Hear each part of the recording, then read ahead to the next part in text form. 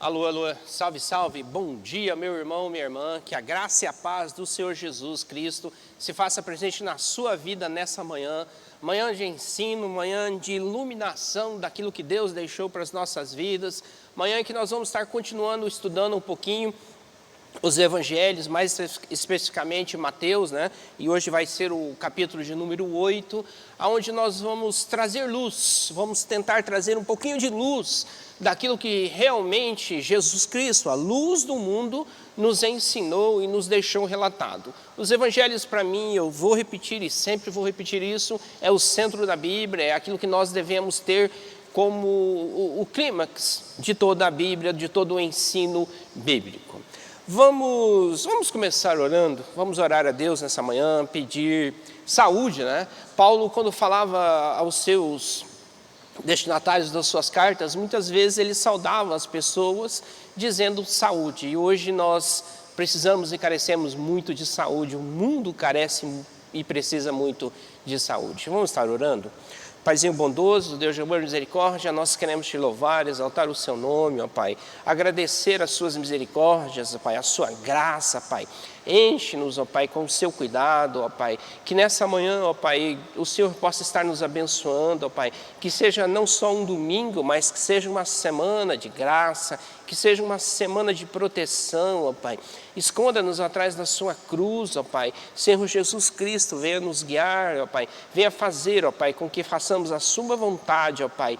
Faz-nos mesmo, ó Pai, cada manhã, cada dia, Pai, pequenos cristos, ó Pai, seguidores de Cristo, cristãos, ó Pai, que carregam o seu nome e que sabem, ó Pai, do amor de Deus que foi derramado por cada um de nós. Te louvamos, ó Pai, te agradecemos pela sua graça e pela sua misericórdia, em nome de Jesus, amém e amém. Muito bem, vamos falar um pouquinho então nessa manhã sobre o Evangelho de Mateus, capítulo 8.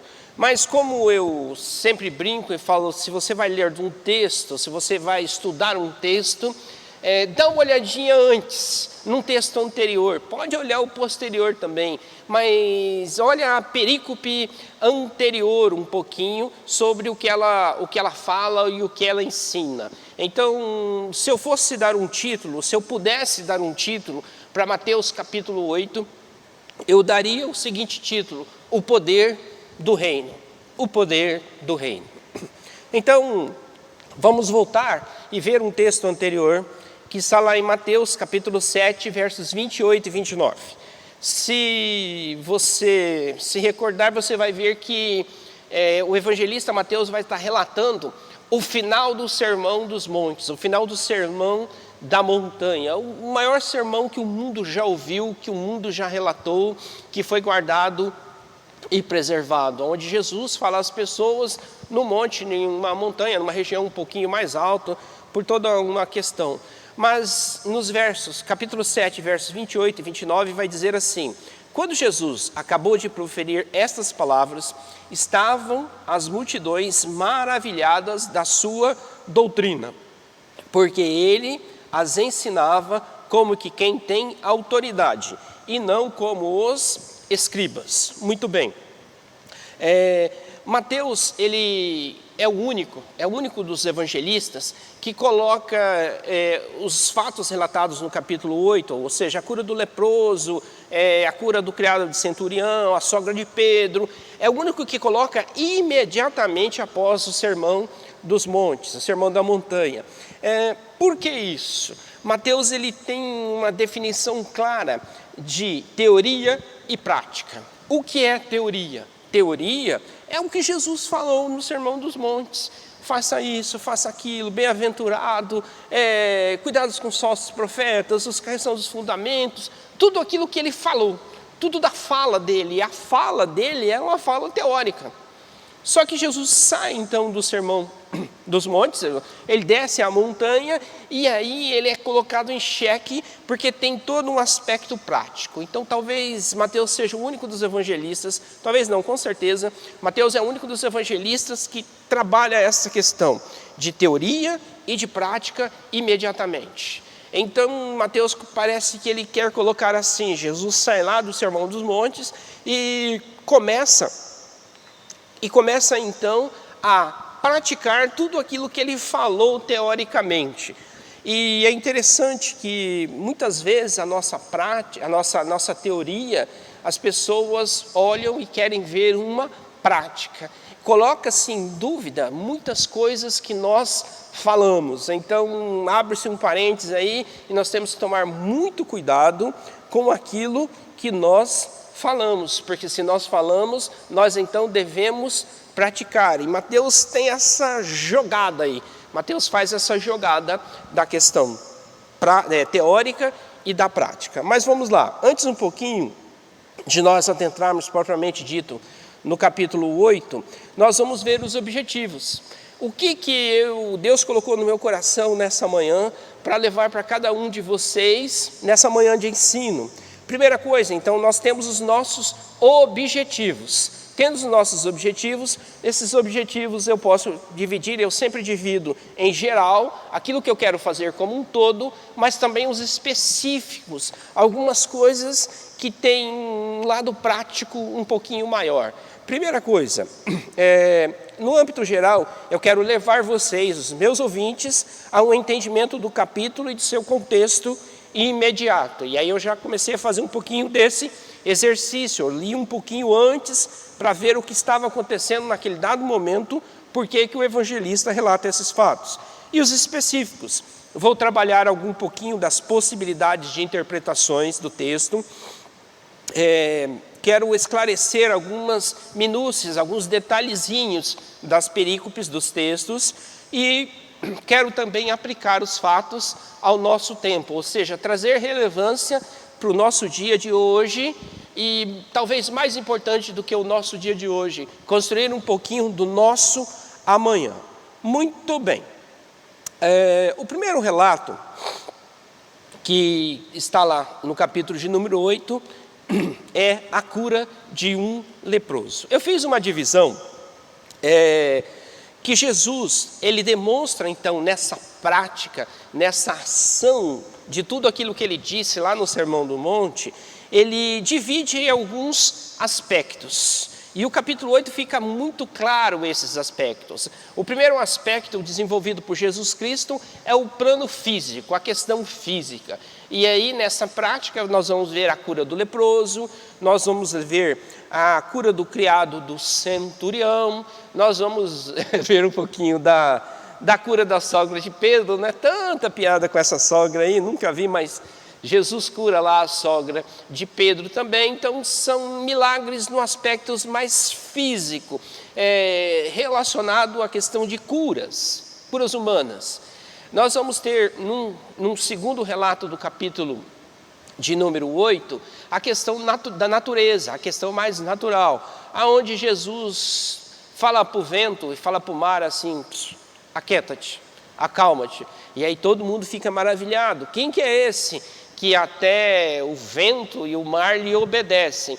Então, assim, os discípulos eles viram a questão física e agora vê a questão natural também. Mas tem um último incidente que é relatado na nossa mente, mais especificamente na cidade de Gadara, na cidade estrangeira, gentia de Gadara, que é a questão da expulsão dos demônios. É uma questão mais relacionada à questão vamos dizer assim, do exorcismo, ok?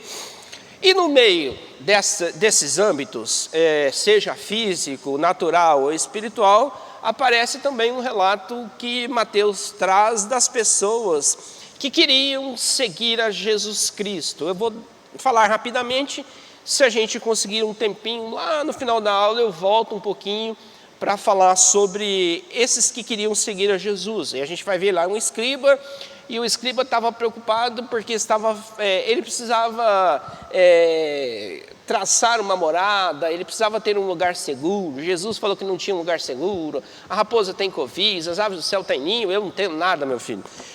Tem a questão de um discípulo, ou de um pseudo-discípulo, que estava preocupado em sepultar o seu pai, e um outro que a gente não consegue identificar, que estava preocupado primeiro em dar um tchauzinho para os parentes, para depois seguir a Jesus Cristo. Ok. Vamos lá, vamos vencer aqueles 3 primeiros aspectos que eu tracei para vocês. E o primeiro aspecto é a questão física, e já começa lá no verso de número 1 com a questão da cura de um leproso, né? E é interessante que o 8:1 vai dizer assim: ora, descendo ele do monte, sermão dos montes, sermão da montanha, grande multidão seguiam. O 2, e eis que um leproso, tendo se aproximado, adorou dizendo: Senhor, se queres, pode purificar-me. E aí o texto vai continuar dizendo, e Jesus estende a mão, toca, quer ficar limpo, imediatamente ele ficou limpo da lepra. Ok, nós temos aqui então um relato de Jesus Cristo a respeito de uma cura. E aí eu preciso trabalhar um pouquinho da questão da lepra, associando a lepra à cultura judaica, associando a lepra a um conceito, a uma cosmovisão judaica que falava a respeito de lepra ser sinônimo de pecado, né? Então nós vamos associar também, a lepra ao longo de toda a Bíblia. Vamos lá.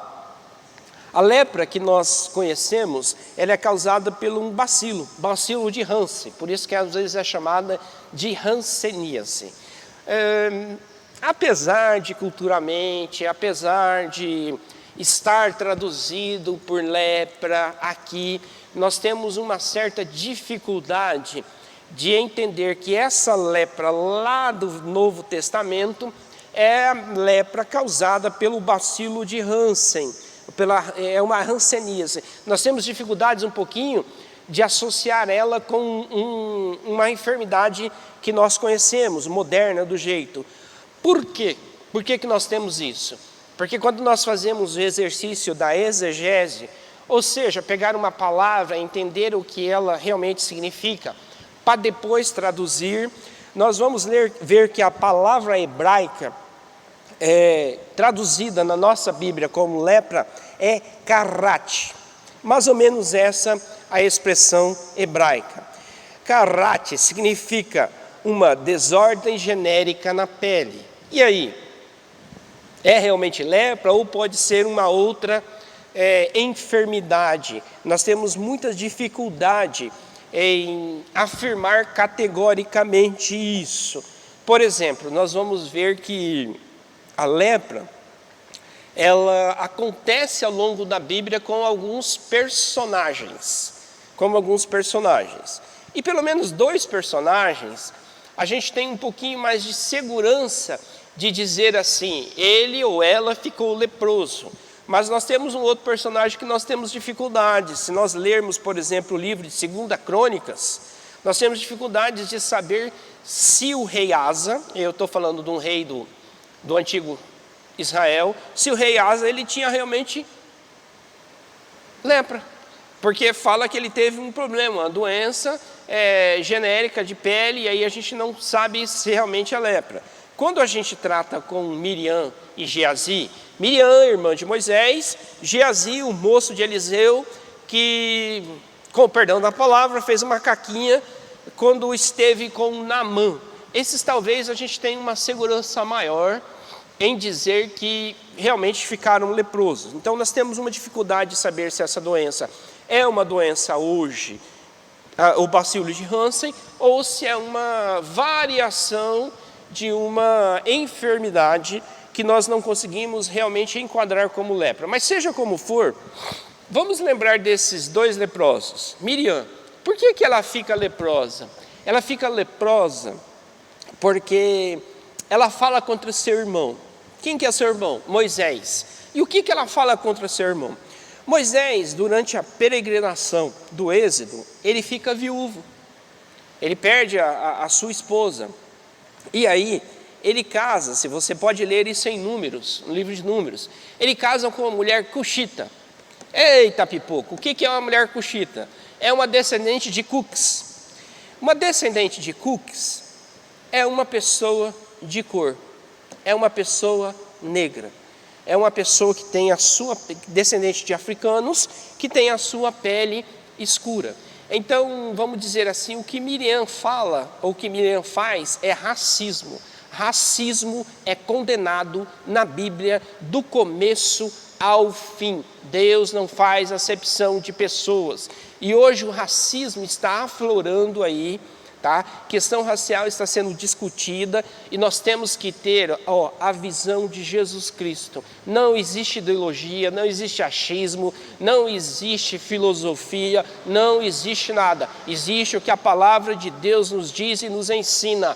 Racismo é algo errado. Racismo é pecado. Eu chamo de pecado. Goste você ou não goste, porque é isso que a Bíblia nos ensina. Então o que aconteceu com Miriam? Ela achou que o irmão dela não poderia se casar com uma mulher etíope, com uma mulher coxita, com uma mulher negra, e ela vai falar contra seus irmãos e tal. E a história dela, ela vai ser perdoada pelo seu pecado, vai ser curada, vai ter, vamos dizer assim, o seu pecado absolvido. Por falar em lepra, você tem que ler ali um pouquinho do livro de Números, capítulo 13, perdão, livro de Levíticos, capítulo 13, 14, que você vai ver um pouquinho a respeito de todo o cerimonial da lepra. Então Miriam ficou leprosa por questões racistas. E outra questão do Geazi. Naamã chega lá com toda a sua pampa, era um homem leproso, né? Uma serva dele, uma menina israelita, tá? Uma menina judia, ela é capturada, colocada como escrava, e lá na casa do seu senhor, ela fala assim, olha, tem profeta em Israel, e Eliseu pode curar. E Naamã chega com toda aquela pompa, e Eliseu nem fala com ele, não recebe os presentes que ele deu, e fala para ele, dá 7 mergulhinhos ali naquele rio ali, que você vai ficar curado. Tem todo esse contexto, e ele é curado, e quando Naamã vai embora, Geazi chega lá, apegado ao dinheiro, ele chega lá e pede, o meu profeta, meu senhor decidiu, deixa os prêmios aí, os presentes, aquilo que você trouxe, ele pega aqueles presentes, e ele é ferido então de lepra, exatamente da enfermidade que Jesus vai curar então aquele homem lá. Enquanto que com o rei Asa a gente tem uma dificuldade por causa do termo e da exegese do vocábulo, tá? Do vocábulo hebraico, ok? Muito bem. Algumas outras coisas que eu gostaria de chamar a atenção no texto. O leproso, ele usa o termo pode purificar-me. Final do verso de número 2. Vou ler o 2. E eis que um leproso, tendo se aproximado, adorou, dizendo, Senhor, se quiseres, pode purificar-me. Por que o leproso não falou assim, se o senhor quiser, o senhor pode me curar? É porque existe dentro do mundo da semiótica, tá? Hebraica, da semiótica judaica dos dias de Jesus Cristo, uma diferença entre cura e purificação. Curar seria tão somente se livrar da enfermidade. E purificar, ela tem um compêndio maior um pouquinho, porque significa curar da enfermidade, sim, mas me tornar apto para conviver com o meu próximo, me tornar apto para servir lá no templo, me tornar apto para oferecer um sacrifício, me tornar apto para viver na sociedade novamente. Então, é uma cura que envolve outros aspectos, não somente o aspecto físico, mexe com o aspecto social e espiritual. A lepra deixava fora do contexto de vida, nos dias de Jesus Cristo, um homem do aspecto físico, porque ele era um doente, social, porque ela poderia ser transmitida, e aí começa o problema. A lepra não se transmite, a lepra transmite, como eu não sou médico, eu não vou entrar nessa questão, mas outras doenças de pele pode ser transmitidas, mas ou seja, ele ficava isolado, e quando alguém via ele, chamava ele então de imundo. Então socialmente ele vivia isolado e espiritualmente ele estava fora, ele não podia viver na congregação, ele não podia estar no meio das pessoas. É como alguém que está com Covid. Infelizmente, alguém que me ouve nessa manhã pode estar com Covid e ele precisa ficar isolado na sua casa, lá num quarto de preferência, né? Tomar todos aqueles cuidados. As pessoas que estão com Covid hoje, ela está isolada socialmente, ela não pode ter um convívio. E espiritualmente, graças a Deus, não, porque as coisas mudaram, né? Eu consigo entrar na sua casa digitalmente, a pessoa, mesmo com Covid, pode ouvir essa aula dessa manhã, ouvir uma mensagem, participar do culto. Ou seja, o mundo mudou, o mundo evoluiu, e nós precisamos entender esse processo de evolução, que não é ruim como um todo, tem todos os seus aspectos negativos e tem todos os seus aspectos positivos. Muito bem, purificação então, a palavra grega é kataristete, que significa uma purificação física e uma purificação espiritual. A lepra, ela é associada ao pecado dentro da visão, então, dentro da visão judaica da época. Por quê? Porque a primeira coisa que ela faz no ser humano é insensibilidade, ela torna o homem insensível. E o bacilo de Hansen faz com que a nossa pele não sinta perfurações, não sinta estar sendo queimada, ou seja, parece que não tem mais dores. A lepra, ela faz com que a pessoa fique separada, porque entendia-se, e dependendo da enfermidade, ela pode ser então contagiosa. A lepra levava a pessoa a uma deformação, começava-se a perder os dedos, partes da face, a pele ia se transformando, a pele ia perdendo a sua característica mais lisa, um pouco, a pessoa ficava então deformada. E a última coisa que a lepra causava era a morte. A pessoa então era levada a óbito porque não se tinha uma cura. E o pecado é mais ou menos assim, mesma coisa. O pecado, ele nos torna pessoas insensíveis. Paulo fala a Timóteo que pessoas, homens, têm a sua mente cauterizada, não dói mais, não sangra mais, não incomoda mais. A pessoa, quando ela se conforma com o pecado, ela vai se tornando insensível. E ela vê o seu próximo sofrendo e ela não se compadece. Ela vê o seu próximo passar por dificuldades, né? E ela nem liga, deixa para lá, não faz diferença nenhuma. Ela não consegue mais, como Jesus Cristo, se mover de íntima compaixão e, assim, na pior das hipóteses, ter pena, realmente ter pena daquela pessoa que às vezes a gente não pode ajudar e resolver, mas a gente precisa se incomodar, o nosso coração, ele precisa se incomodar. O pecado nos causa separação das pessoas da igreja, separação das pessoas com seus pais, separação das pessoas com Deus, que é o mais grave, o mais crônico, tá? E além da separação, vai nos deformar. Deformar em que sentido? Nós somos filhos, e aí parece que a gente vai perdendo aquela característica de filho e vai tendo aquela característica, então, de criatura novamente. Nós vamos perder o nosso senso de humanidade, de realmente ser um ser humano, e aí nós vamos nos deformando, vamos nos tornando aquilo que realmente Deus não quer que nós sejamos. E por último, o salário do pecado é a morte. Então a associação da lepra com o pecado vem pela insensibilidade, pela separação, pela deformação e por último, pela morte. Muito bem, muito bem.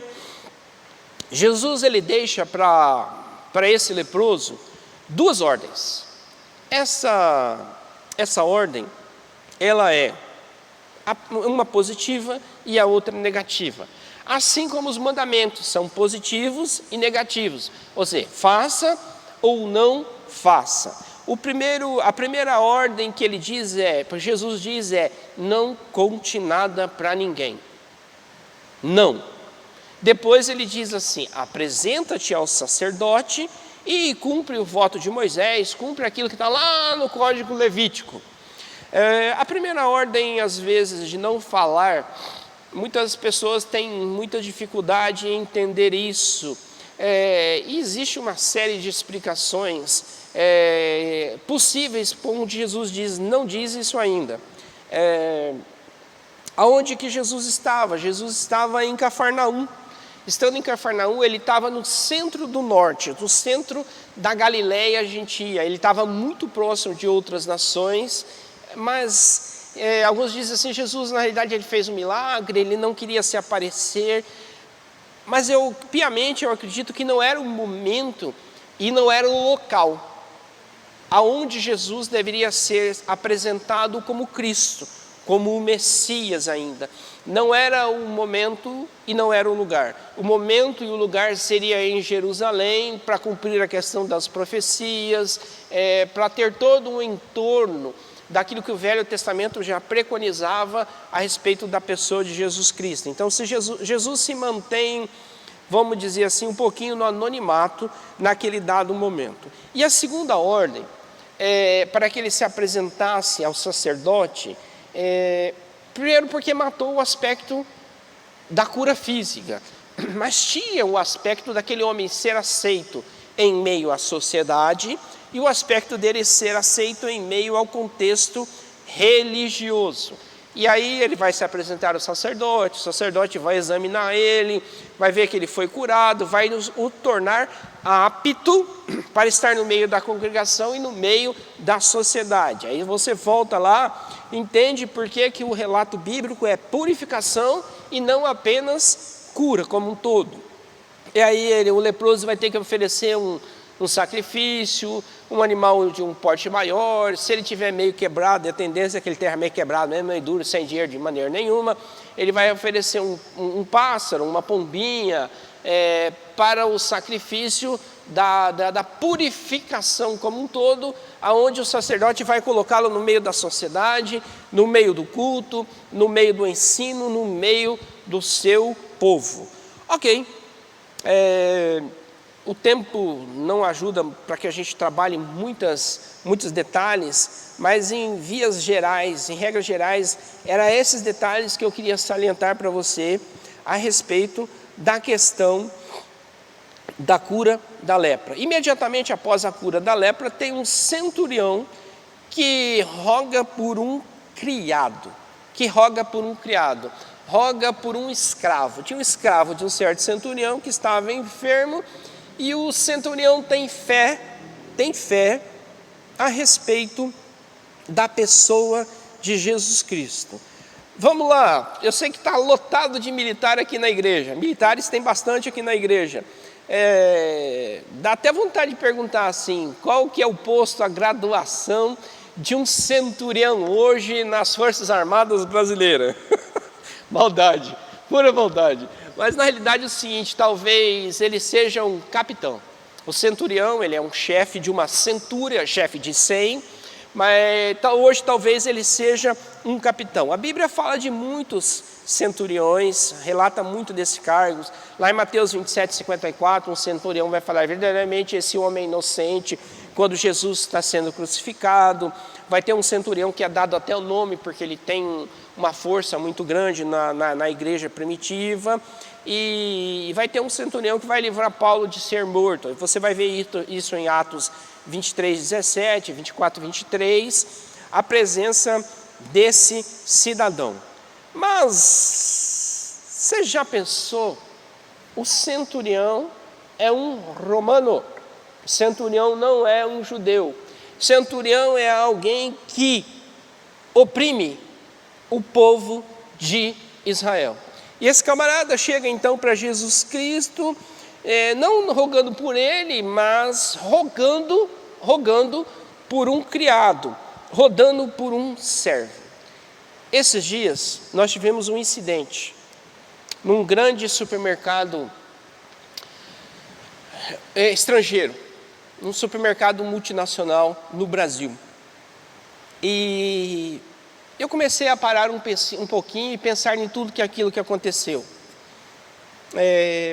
Vi pessoas dizendo assim, mas o camarada lá, independente da cor, porque você já sabe o que eu acho de racismo, aquele camarada lá teve um problema assim, teve um problema assado, fez isso, socou o outro camarada, fez isso, fez aquilo. Outra coisa, o próprio Velho Testamento diz assim, não matarás. Isso continua valendo. Talvez, no princípio de Velho Testamento, tenha alguns textos que diz que poderia se matar. Mas você vê na pessoa de Jesus Cristo sempre indo em favor da vida em abundante. Aquilo lá foi um ato que é extremamente condenável. Uma pessoa foi assassinada e a igreja evangélica tem que se posicionar, a igreja evangélica brasileira precisava se posicionar contra aquele ato. Ele poderia ser segurado, as pessoas tinham que ter preparo para segurar ele, tá? Para conter ele, até que a autoridade chegasse e o prendesse, mas jamais tirar a vida daquela maneira, não interessa o que ele fez e não interessa o que aconteceu. O que me causa um pouquinho de indignação é ver cristãos, pequenos cristos, servos de Deus, falando, mas aconteceu por causa disso, por causa daquilo, como se justificasse. E aí eu falei assim, eu quero ir para a Bíblia, eu quero ver o que Jesus falou para que eu tenha meu posicionamento. 2 textos Deus me deu, o Espírito Santo me deu. O primeiro foi esse do centurião. Imagine um centurião, quantas pessoas esse centurião já matou? Um capitão romano, quantas pessoas esse soldado já matou? Aí ele chega para Jesus Cristo e diz assim, meu servo está com um problema lá e eu careço que o Senhor o cure. O que Jesus poderia fazer? Problema teu, você é um assassino, você é um soldado, você tira a vida de pessoas, você oprime meu povo. Mas o que Jesus faz? Jesus se admira. Nunca vi em Israel, nunca vi no meu povo tanta fé. E Deus me levou para um outro texto. Aí talvez você fale assim, mas o centurião veio humildezinho, o centurião veio tranquilo, rogar a Jesus, né? Tá bom, um outro texto que Deus me deu. Deus me deu texto quando vão prender Jesus Cristo, aonde soldados, aonde servos do sumo sacerdote vêm com porretes para prender a Jesus Cristo. Ninguém veio em paz ali. Todo mundo veio ali demonstrar força e para prender o Senhor Jesus Cristo. O que Pedro faz? Pedro saca da espada, da faca e começa a fazer o preparo da feijoada. Começa a cortar uma orelhinha.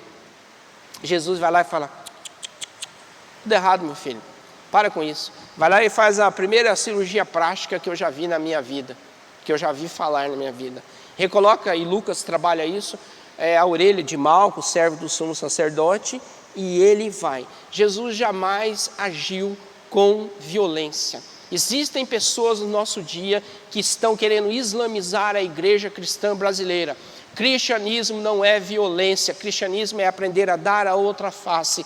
Cristianismo é aprender a andar conforme Jesus nos ensinou. E a nossa posição não pode ser diferente, porque nós nos balizamos na Bíblia, nos evangelhos, no centro da Bíblia como um todo, não em passagens isoladas do Velho Testamento, que já tiveram uma nova conduta, uma nova visão à luz de Jesus Cristo. Temos que tomar muito cuidado com aquilo que nós falamos, com aquilo que nós achamos, porque na realidade só tem um paralelo, só tem algo que deve ser o nosso direcionador, e esse direcionador nosso deve ser a Bíblia. Por isso aquilo lá, independente de racismo ou não, é um ato condenado, porque tira a vida e não existe justificativa para aquilo ser feito. É uma atitude condenável. Ok, essa é a minha opinião, você pode ter uma opinião diferente, mas se você tiver uma opinião diferente, meu querido, minha querida, busque amparo na Bíblia, busque o que Jesus falou e ensinou, para que você realmente possa entender do jeito que você entende. Ok, vamos lá. A presença de um centurião, de um chefe de 100, já começa a mostrar que Cafarnaum era uma grande cidade.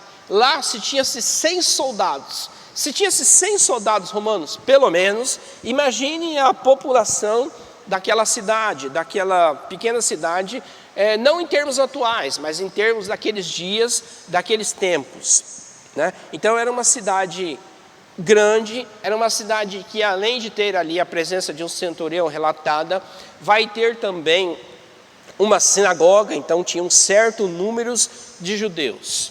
Algumas questões que nós podemos pensar: por que esse centurião estava tão preocupado assim com um servo, com um criado, com um escravo? Vamos falar a verdade, com um escravo, vamos dar o nome de escravo. Estava tão preocupado assim com um escravo. Ele tinha uma certa afinidade com aquele escravo, ele tinha um relacionamento forte com aquele escravo. Aquele escravo era um escravo importante.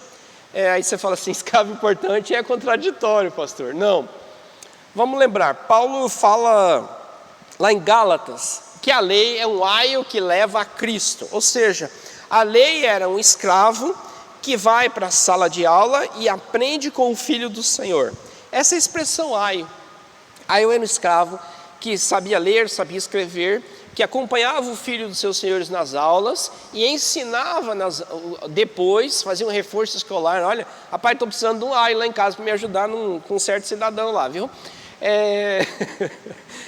Então ele ensinava o filho dos seus senhores também na questão do ensino, de saber a questão da matemática, a questão da filosofia, todo o contexto de leitura, de escrita. Então muitos servos, eles tinham um certo valor, porque culturalmente eles eram mais evoluídos do que os seus senhores. Então eles eram pessoas sábias. É uma das questões que nós podemos pensar, mas ainda talvez não denote realmente a importância que aquele homem desse à questão da vida. E eu estou falando de um soldado, estou falando de um soldado que matou pessoas, estou falando de um capitão que matou pessoas com certeza, estou falando de um benfeitor público, porque Lucas vai dizer que ele ajudou a construir a sinagoga de Cafarnaum. Mas ele se incomoda e ele começa a dar valor à vida. Olha, o cara que tira a vida é o cara que já tirou a vida, o cara que muito provavelmente já tirou a vida, ele é aquele que agora começa a dar valor à vida. Talvez foi exatamente isso que chame a atenção de Jesus Cristo. E aí Jesus fala assim: nunca vi em Israel tanta fé. E aí tem todo aquele contexto, o senhor não precisa ir na minha casa, Senhor, eu não sou digno de te receber, basta uma ordem sua, eu sou o comandante, se eu falo vai, eles vão, o Senhor é o comandante, Senhor Jesus, se o Senhor falar cura, ele vai estar curado. Talvez foi a primeira cura à distância, provavelmente a primeira cura à distância, onde o doente não estava presente, o doente não tinha fé, a gente não sabe se o doente tinha fé, se não tinha fé, a gente não sabe se o doente adorava a Deus, se não adorava a Deus, mas o relato bíblico diz que ele foi então curado. Mas o que deve nos chamar a atenção também, não é apenas um relato da cura à distância, mas é um pouquinho daquilo que Jesus Cristo vai falar lá no verso de número 11, Mateus 8:11, digo-vos que muitos virão do Oriente e do Ocidente, e tomarão lugar à mesa com Abraão, Isaque e Jacó, e o reino dos céus. 12, ao passo que os filhos do reino serão lançados para fora nas trevas, ali haverá choro e ranger de dentes. Algo muito forte que nós devemos pensar, e Jesus dá uma dica ali, hein? Nem todo aquele filho de Israel, nem todo aquele que diz Senhor, Senhor, herdará o reino de Deus.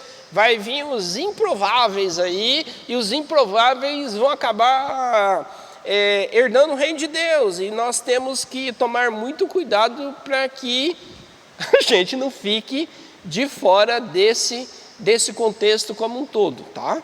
Ok? Eu não vou entrar no mérito de perder a salvação, o texto não fala sobre isso, nem quero levar isso em consideração, mas quero levar como reflexão essa questão. E o que Jesus fala, vai vir uns caras diferentes aí, de fora do contexto, e vão ser salvos, tá? E vão para o reino dos céus. E vai ter gente que estava aqui, que são os prováveis, e os prováveis vão para um lugar de choro e de ranger de dentes.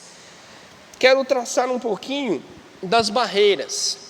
E lá no começo dos evangelhos, eu lembro que o pastor Paulo ficou 2 aulas falando sobre a cultura, a sociologia, sobre o contexto social dos dias de Jesus Cristo. Quando Jesus, um judeu, fica frente a frente, por mais que a posição do centurião fosse humilde, tinha algumas barreiras, tinha algumas coisas que talvez impedisse que eles fossem, vamos dizer, que eles tivessem a mesma visão de mundo. A primeira barreira é a barreira ideológica. Ele era um soldado romano, era um soldado que era voltado para Roma. Jesus Cristo era o Filho de Deus que era voltado para o reino dos céus, não era voltado para Israel, não.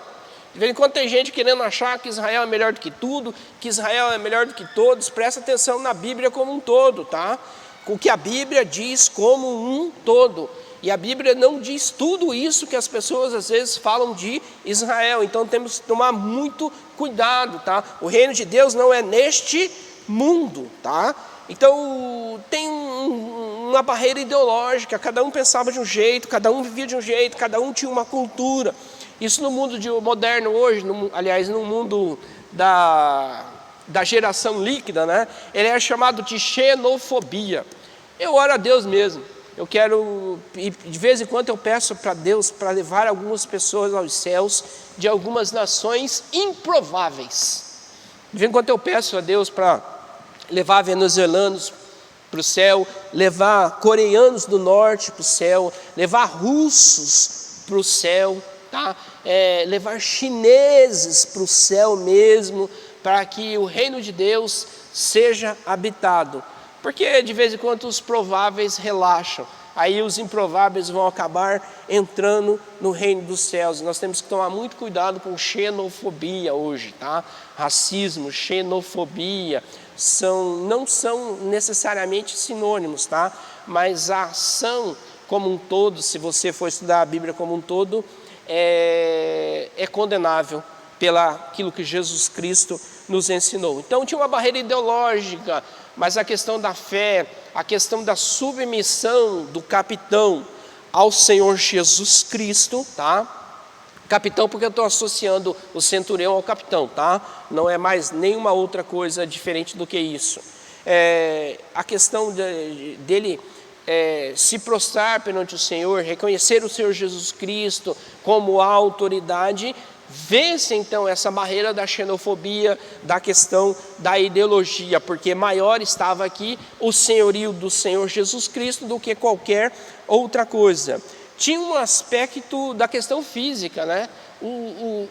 Jesus não via o enfermo, Jesus não sabia o nome do enfermo, Jesus não sabia aonde que era a casa do centurião, Jesus não sabia em que peça da casa do centurião, se era no quartel, aonde que estava esse quartel no sentido de regimento, aonde os soldados romanos ficavam. Jesus não sabia aonde estava esse servo, Jesus não sabia a idade desse servo, não sabia se cabelo era longo, se não tinha cabelo longo, se tinha barba, se não tinha barba, qual era a cor da roupa. Jesus não sabia nada, mas o relato bíblico ele foi curado. Ele foi curado porque Jesus ele é onipresente. Mesmo sendo humano, tendo renunciado à questão da quenose, que é relatada lá em Filipenses, ter negado, ou seja, ter deixado de lado toda a sua divindade, continua mostrando que Jesus ele continua sendo Deus. E ele era Deus, tanto que ele consegue visitar essa enfermidade distante. E o último aspecto era o aspecto espiritual, a última barreira. A primeira barreira era a barreira ideológica, a segunda barreira era a barreira física, e a última barreira entre Jesus Cristo e o centurião, ou o servo do centurião, era a questão espiritual. Um romano ele era um politeísta, ele tinha vários deuses, ele tinha várias crenças, e Jesus Cristo, como um bom judeu, ele era uma pessoa que ensinava que existia apenas um Deus. Ele era então monoteísta, existe apenas um Deus. E a questão de fé, a questão de submissão, a questão de amor, a questão de respeito à vida, a questão do centurião valorizar a vida, a questão de Jesus valorizar a vida, vai quebrando essa barreira espiritual para que alguns que sejam do Oriente e do Ocidente tomem a mesa no lugar dos filhos de Abraão. A cura ela vem então pela ordem de Deus e ela não vem pela fé do doente, porque o texto não fala que o doente tinha fé. O texto fala que existia um intercessor, que era o centurião, e esse tinha fé extrema em Jesus Cristo. Então muitas vezes, se você ora por uma coisa e não acontece, não quer dizer que você não tenha fé, apenas quer dizer que não se alinhou a sua fé com a vontade soberana de Deus. E vontade soberana de Deus, vontade soberana de Jesus, é algo que o centurião nos ensina e ele trabalha de imediato. A enfermidade então vai trazer desconforto, vai trazer sofrimento e vai trazer impotência. Rapidamente um pouquinho a respeito da cura da sogra de Pedro, eu só quero trazer luz a algumas perguntas. Vou só fazer pergunta porque o tempo não me permite entrar muito.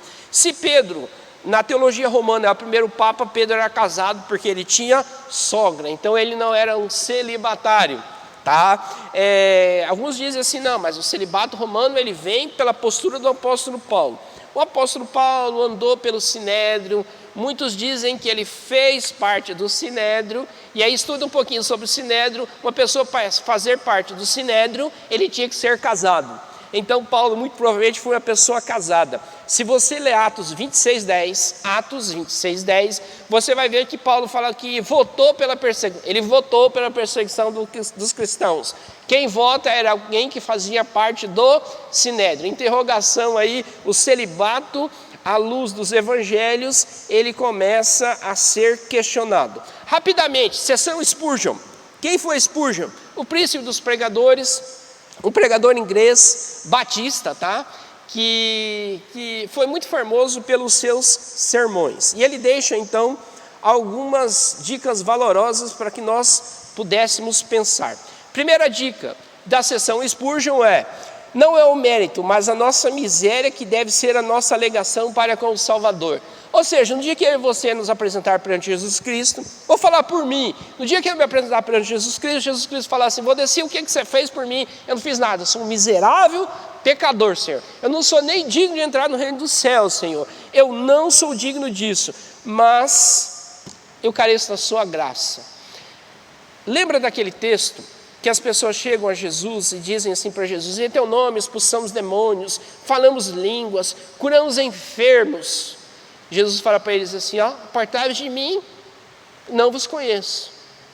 O que essas pessoas chegam? Chegam para Jesus e dizem assim, eu tenho mérito. Não existe mérito para com Cristo. Nós somos miseráveis e nós precisamos entender isso. Miserável pecador eu sou, miserável pecador você é também. Na sessão Spurgeon também, segunda frase do pregador, vai dizer assim, o céu vai ser preenchido, se os prováveis não virão, os improváveis virão. Se não vai ter gente daqui, vai ter gente de outro lugar. Goste você ou não goste, tá? É o texto de 8:11, que virão do Oriente e do Ocidente para sentar à mesa de Abraão.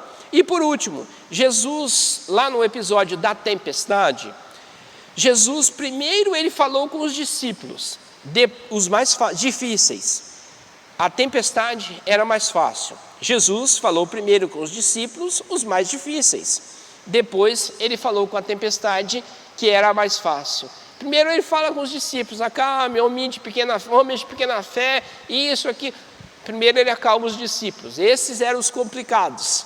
E aí depois ele fala só para o vento, acalma aí, dá um tempinho. 3 frases de Spurgeon para que nós pudéssemos pensar. Voltamos então ao segundo aspecto que o evangelista Mateus trabalha, que é o aspecto da natureza. A questão de acalmar a tempestade,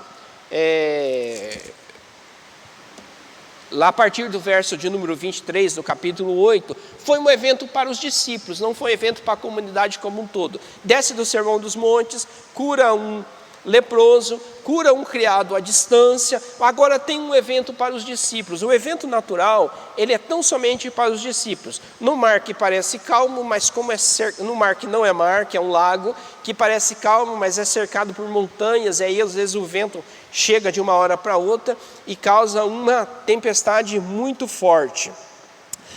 Algumas coisas sobre tempestades, e talvez nós estejamos vivendo uma tempestade nesse dado momento. O mundo vive uma tempestade e a gente precisa aprender alguma coisa no meio da tempestade.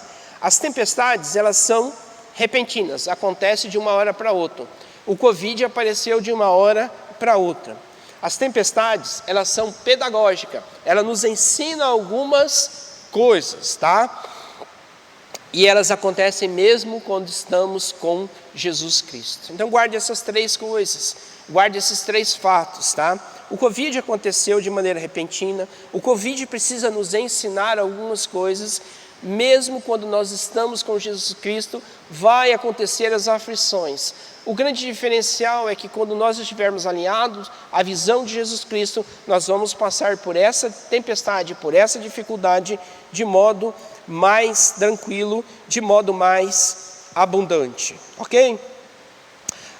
E a grande questão e a grande pergunta era mostrar também que o Criador, que Jesus Cristo, ele era o Criador, e o que o Criador tinha poder sobre aquilo que foi criado. Então foi um evento assim, para encher os olhos dos discípulos, para pegar aquele discurso teórico lá do Sermão do Monte, Sermão da Montanha, fazer com que as curas a visão das curas fosse ampliada e que os discípulos começassem a enxergar Jesus Cristo de um modo diferente também, quando ele vai acalmar a tempestade e vai mostrar que a sobrenaturalidade de Jesus Cristo. A grande pergunta e o grande questionamento que nós devemos fazer é: quem é este que até o mar lhe obedece? Isso que a gente precisa estar bem focado. Então Jesus, ele controla a natureza. Nada do que está acontecendo foge do controle, da direção e do senhorio de Deus, seja no nosso físico, seja no aspecto da nossa natureza.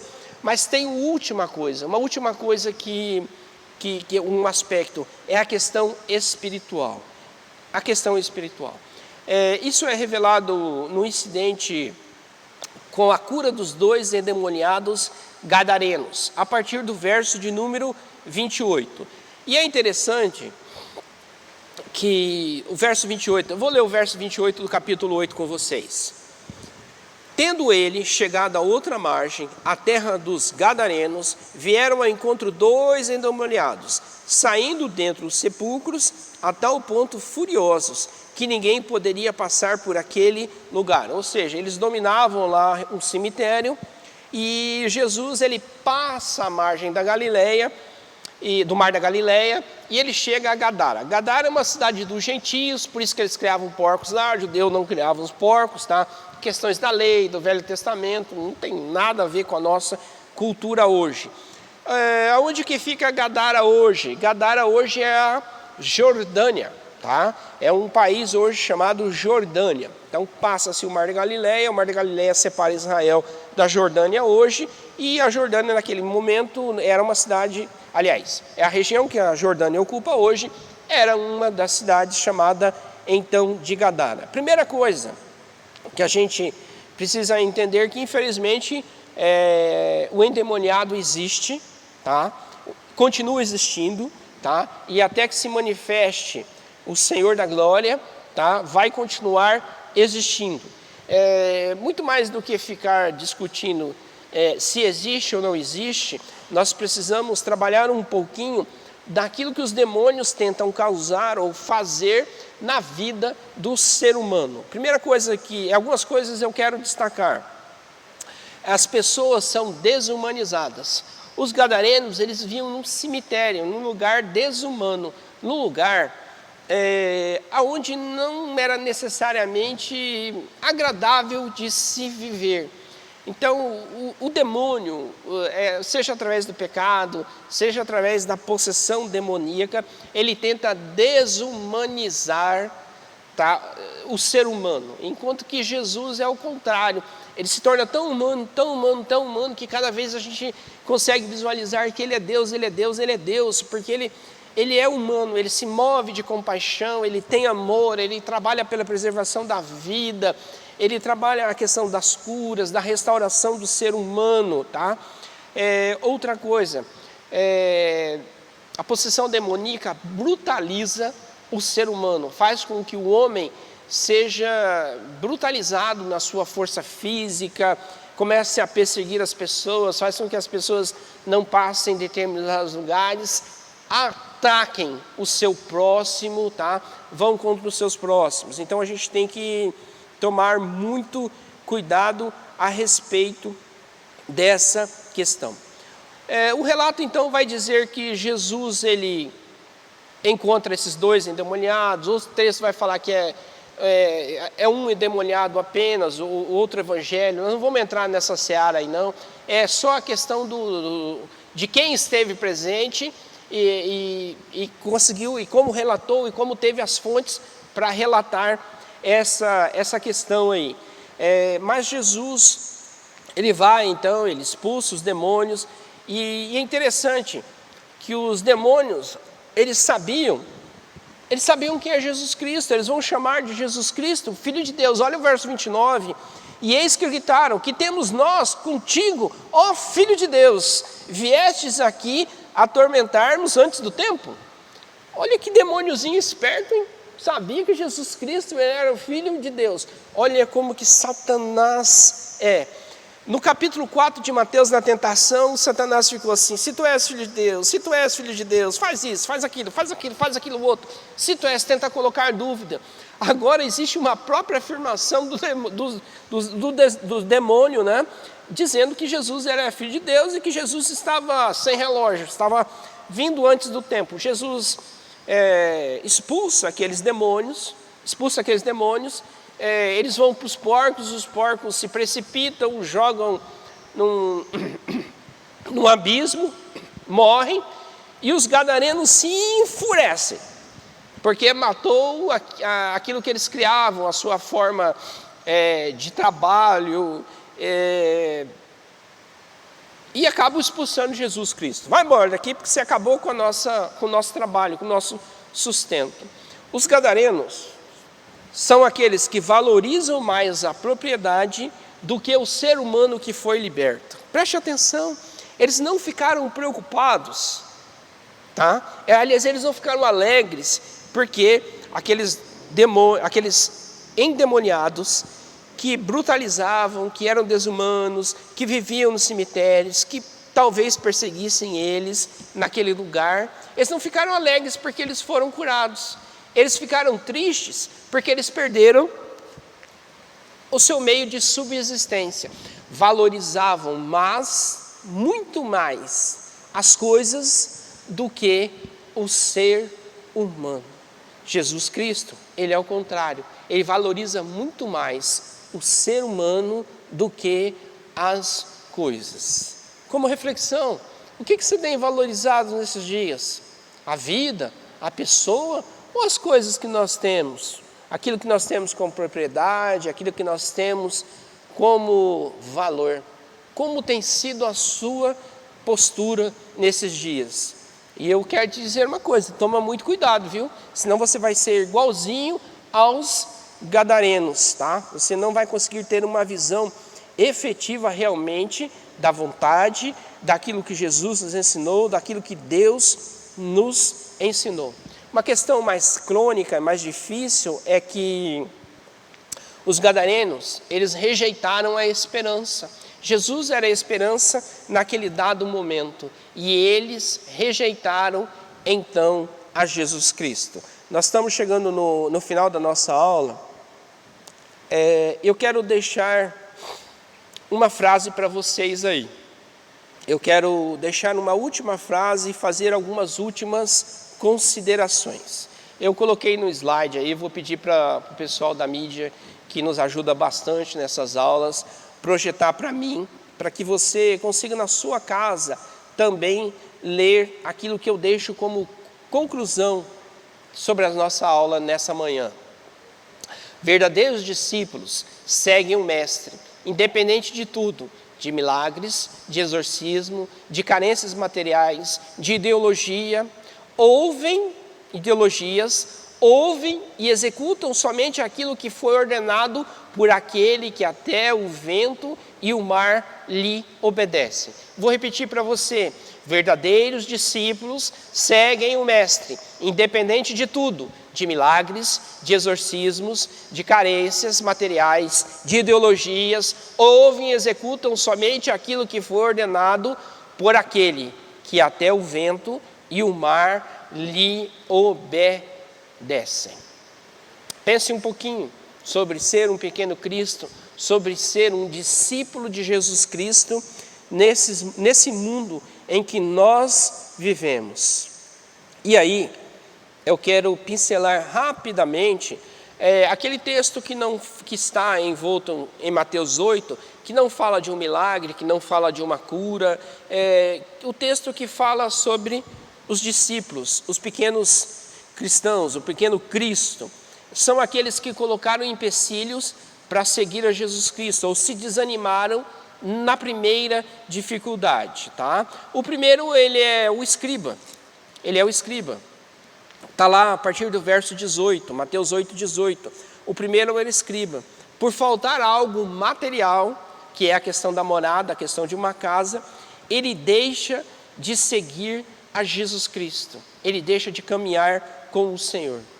O segundo é o discípulo, que queria sepultar o seu pai. E a grande questão aí é que parece bom, parece legal, precisa honrar o pai, precisa honrar a mãe, parece honroso, eu preciso sepultar o meu pai. Mas na realidade a questão é que o pai dele estava vivo e o pai dele impedia de seguir a Jesus Cristo naquele dado momento. E o outro discípulo queria dar um alôzinho, um tchauzinho para os seus parentes.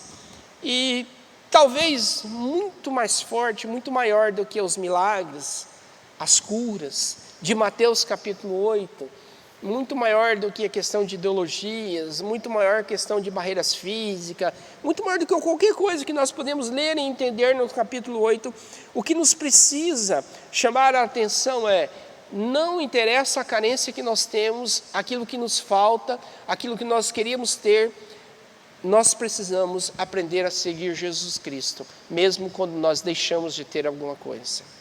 Nada pode nos impedir de seguir a Jesus Cristo.